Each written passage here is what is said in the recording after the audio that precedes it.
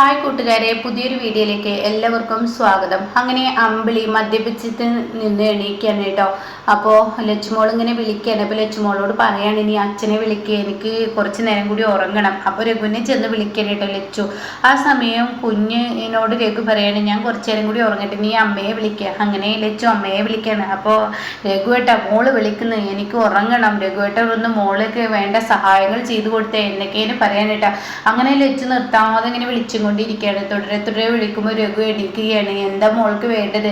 അതെ, എനിക്ക് വിശക്കുന്നു എന്ന് പറയാൻ കേട്ടോ. എങ്കിൽ എൻ്റെ മോൾക്ക് ഞാൻ പാല് തിളപ്പിച്ച് തരാം, മോളിവിടെ ഇരിക്കുക, ഇപ്പൊ തൽക്കാലം ഇത് കുടിക്കുക എന്നൊക്കെ പറഞ്ഞ് രഘു സമാധാനിപ്പിക്കുകയാണ് കേട്ടോ. അങ്ങനെ ഈ പറഞ്ഞതുപോലെ തന്നെ രഘു അത് കുടിക്കുകയാണ് കേട്ടോ. ഈ മിഠായി കയ്യിൽ കൊടുത്തിട്ട് രഘു പാല് തിളപ്പിക്കാൻ വേണ്ടി പോവുകയാണ്. ആദ്യം ഒരു ചായ ഇടട്ടെ, തലക്ക് വല്ലാത്തൊരു കനം, ചായ ഇടട്ടെ എന്നൊക്കെ പറഞ്ഞിട്ട് ചായ ഇടാൻ വേണ്ടി പാത്രം തപ്പുകയാണ്. ഒത്തിരി തപ്പിയിട്ടാണ് കേട്ടോ പാത്രം കിട്ടുന്നത്. അങ്ങനെ രഘു എന്ത് ചെയ്യുന്നു, ആ പാത്രം കിട്ടിയതിന് ശേഷം ചായപ്പൊടി എവിടെയെന്ന് അന്വേഷിക്കുകയാണ്. പാല് ഫ്രിഡ്ജിൽ നിന്ന് കിട്ടുന്നു. പിന്നീട് ചായപ്പൊടി എവിടെയെന്ന് ഒത്തിരി തവണ അന്വേഷിച്ചതിന് ശേഷം ചായപ്പൊടി കിട്ടുന്നില്ല. അപ്പം അമ്പിളിയാണെങ്കിലോ ഇങ്ങനെ പതിയെ ഇങ്ങനെ കിടക്കുന്നുണ്ട്. അമ്പിളി അമ്പിളി എന്ന് പറഞ്ഞ് നിലവിളിച്ചും കൊണ്ടിരിക്കുകയാണ് രഘു. അങ്ങനെ ഒത്തിരി തവണ രഘു വിളിക്കുമ്പോൾ അമ്പിളി, എന്താ രഘു ഏട്ടാ? അതെ, ചായപ്പൊടി എവിടെ, നീ എവിടെ? അങ്ങനെ അമ്പിളി എണീക്കാൻ നോക്കും, പക്ഷെ തലമൊന്നുന്നില്ല, തല മൊത്തത്തിൽ കറങ്ങുന്നു, മൊത്തത്തിൽ ഇങ്ങനെ കറങ്ങി ഇതാവാണ്. അപ്പോൾ അമ്പിളിയാണെങ്കിലോ ഒത്തിരി തവണ കറങ്ങുന്നത് കാണുമ്പോൾ ഉടൻ തന്നെ അമ്പിളി പറയണേ, രഘുവേട്ട എനിക്ക് തലമുന്തിക്കാൻ കഴിയുന്നില്ല, രഘുവേട്ടൻ എന്നൊന്ന് ഹെൽപ്പ് ചെയ്യാൻ വരുമോ, എന്നൊന്ന് പിടിക്കാൻ വരുമോ രഘുവേട്ട? അമ്പിളി ചായപ്പൊടി എവിടെ? അപ്പോഴും വീണ്ടും പറയാണ്, രഘുവേട്ട ഒന്ന് വായോ, എനിക്ക് തലപൊന്തുന്നില്ല, ഈ തല ഒരു ഭാഗത്ത് നിൽക്കട്ടെ, ഞാനൊന്ന് നിൽക്കാൻ പഠിക്കട്ടെ എന്നൊക്കെ പറഞ്ഞു നോക്കുമെങ്കിലും കൂടി തൻ്റെ തല എത്ര പൊന്തിക്കാൻ നോക്കിയിട്ടും തനിക്ക് പൊന്തുന്നില്ല. ഒത്തിരി തവണ പൊന്തിക്കാൻ നോക്കുന്നു, പക്ഷെ പൊന്തുന്നില്ല. അങ്ങനെ വീണ്ടും വീണ്ടും ആവർത്തിച്ച് പറയുകയാണ്, എൻ്റെ തല പൊന്തുന്നില്ല രഘുവേട്ട, അതുകൊണ്ടാണ് തല പൊന്തട്ടെ എന്ന് പറയണം. അപ്പോൾ അമ്പിളി എന്ന് പറയുമ്പോഴാണ് അമ്പിളിക്ക് ഒരു കാര്യം ഓർമ്മ വരുന്നത്. രഘു ഇതുപോലെ തല പൊന്ത സമയത്ത് കുളി കഴിഞ്ഞ ഉടൻ തന്നെ എനിക്കൊന്ന് നിവർന്ന് നിൽക്കാൻ ഒരു സുഖമാണ് ഇതൊന്ന് കുടിക്കുന്നത്, അത് കുടിച്ചാൽ തീർച്ചയായും നിവർന്ന് നിൽക്കാൻ കഴിയും എന്ന് രഘു പറഞ്ഞ ആ വാക്ക് കേട്ടോ. അങ്ങനെ അമ്പിളി അത് ആലോചിക്കുകയാണ്, മദ്യപിച്ചത്. അങ്ങനെ താനും മദ്യപിച്ച തനിക്കും തല പൊന്തും എന്നുള്ളത് മനസ്സിലാക്കാൻ അങ്ങനെ അമ്പിളി പതിയെ ഇങ്ങനെ മദ്യപിക്കുകയാണ്. അപ്പോൾ രഘു വിളിച്ചും കൊണ്ടിരിക്കുന്നു, അമ്പിളി അമ്പിളി എന്ന് പറഞ്ഞ് വിളിക്കണം. അപ്പോഴേക്കും രഘു വിളിച്ചിട്ട് വിളി കേൾക്കുന്നില്ലെന്ന് കാണുമ്പോൾ അമ്പിളിയുടെ അരികിലോട്ട് എത്തണം.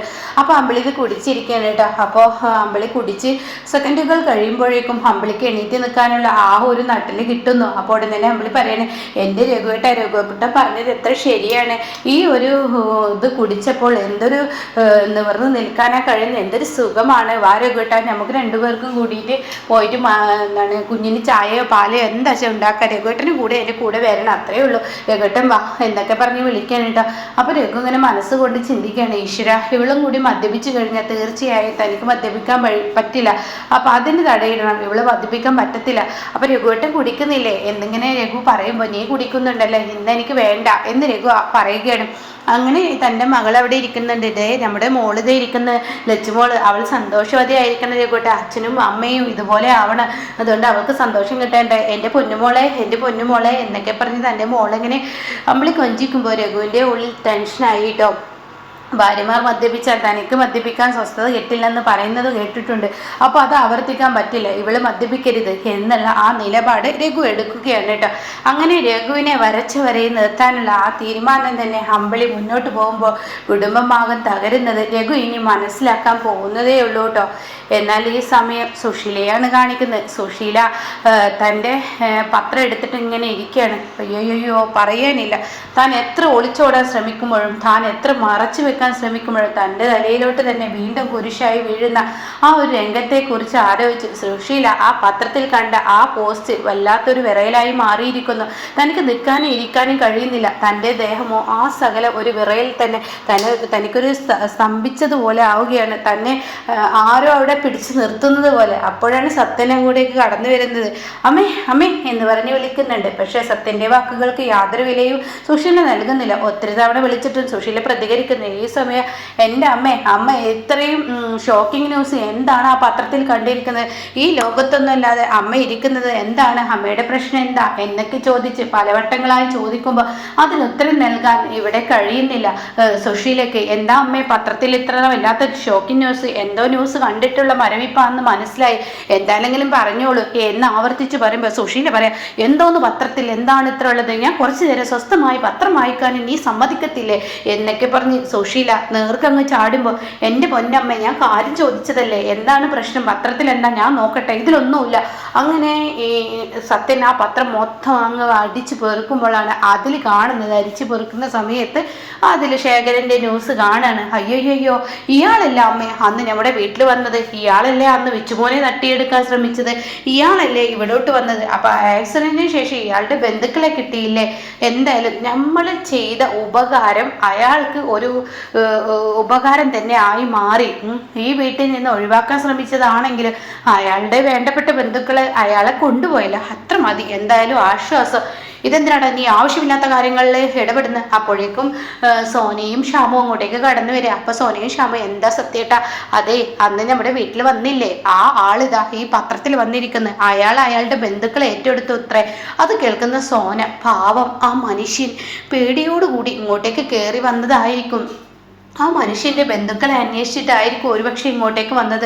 പാവമായിരിക്കും, ഭ്രാന്തനെന്നും മറ്റുള്ളതെന്നും പറഞ്ഞ് നമ്മൾ മുദ്ര കുത്തിയപ്പോൾ അയാൾ ഒരു പാവം മനുഷ്യനാണെന്ന് മനസ്സിലാക്കാതെ പോയി. അത് കേൾക്കുന്ന സോഷ്യലൊക്കെ അയ്യോ അവൾക്ക് അറിയാതെയാണെങ്കിൽ അവളുടെ അച്ഛനോടുള്ള സ്നേഹം എന്നാ അതിൽ ആരടി അയാൾ നല്ലവനാണെന്ന് പറഞ്ഞത്, ഏതോ ഒരാൾ ഈ മനപ്പുറം ഈ വീട്ടിലോട്ട് വലിഞ്ഞു കയറാൻ ശ്രമിച്ചതല്ലേ എന്ന് പറഞ്ഞിട്ട് സുശീല അവിടെ നിന്ന് പോകുമ്പോൾ ഉടൻ തന്നെ സത്യം ചോദിക്കുക, അമ്മ ഒന്ന് അവിടെ നിന്ന്, അമ്മ അയാളെ കണ്ടത് മുതൽ അമ്മയുടെ മുഖത്ത് ഒരു പരവേശം ഉണ്ടല്ലോ, ഒരു ബുദ്ധിമുട്ടുണ്ടല്ലോ, എന്തൊക്കെയോ ഒരു ടെൻഷൻ ഉണ്ടല്ലോ, എന്താ അമ്മയുടെ പ്രശ്നം, എന്താണെങ്കിലും പറ എന്ന് സത്യൻ സുശീലയോട് ചോദിക്കുമ്പോൾ നീ ഒന്ന് പോയ ചെക്ക എന്നും പറഞ്ഞ് സുശീല അവിടെ നിന്ന് പോവുകയാണ് കേട്ടോ.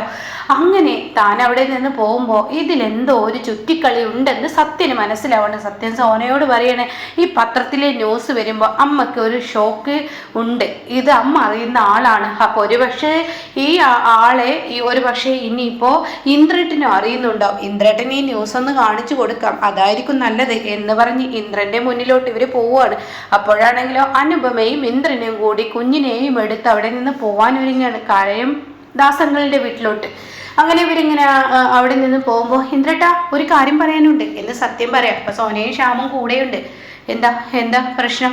അതെ ഇന്ദ്രേട്ട, ഞാനൊരു കാര്യം പറയാൻ മറന്നുപോയി, അന്ന് നമ്മൾ അവിടെ വെച്ച് കണ്ടില്ലേ, എന്ത് അത് നമ്മൾ അവിടെ വെച്ച്, അതായത് അമ്പലത്തിൽ വെച്ച് വിച്ചുമോനെ തട്ടിക്കൊണ്ടുപോകാൻ ശ്രമിച്ചതും നല്ല മഴയുള്ള സമയത്ത് ഈ വീട്ടിലോട്ട് ഒരാൾ ഇടിച്ചു കയറിയെന്നോ, പിന്നീട് ആക്സിഡന്റ് സംഭവിച്ച് അയാൾ ഹോസ്പിറ്റലിൽ കിടക്കുന്നെന്നോ, അയാളെ അറിയാം, അയാളെ തിരിച്ചറിയുന്ന ആള് ഈ വീട്ടിൽ അയാളെ പത്രത്തിൽ ന്യൂസ് വന്നത് കൊണ്ട് തന്നെ അയാളെ തിരിച്ചറിഞ്ഞു, അയാളുടെ വീട്ടുകാർക്ക് കിട്ടി എന്നൊക്കെ പറഞ്ഞ് ന്യൂസ് ഉണ്ടെന്ന് പറയണു. ഓ അതാണോ, അതാരെങ്കിലും ആയിക്കോട്ടെ എന്നൊക്കെ പറഞ്ഞ് ഇന്ദ്രൻ പതിയെ അവിടെ നിന്ന് മാറുമ്പോൾ ഉടൻ തന്നെ സുശീല പേടിക്കണം കേട്ടോ, ഈശ്വര ഇനി എന്ത് എന്നുള്ളത്.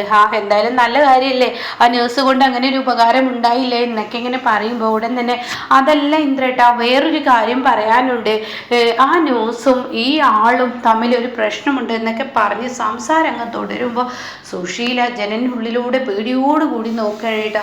ആ ആള് തന്നെയാണ് ഈ ആള് എന്ന് പറയാൻ ഒരുങ്ങുന്ന ആ ഒരു സീനാണ് കേട്ടോ. അപ്പൊ ഇന്ദ്രൻ പറയുന്നുണ്ട് ഞാനും കണ്ടിരുന്നു ആ ന്യൂസ് എന്നിങ്ങനെ ഇന്ദ്രൻ പറയുന്നുണ്ട് കേട്ടോ. അപ്പൊ ഇങ്ങനെയൊക്കെയുള്ള ഒരു എപ്പിസോഡാണ് ഇപ്പൊ ലാസ്റ്റ് വന്നിരിക്കുന്നത്.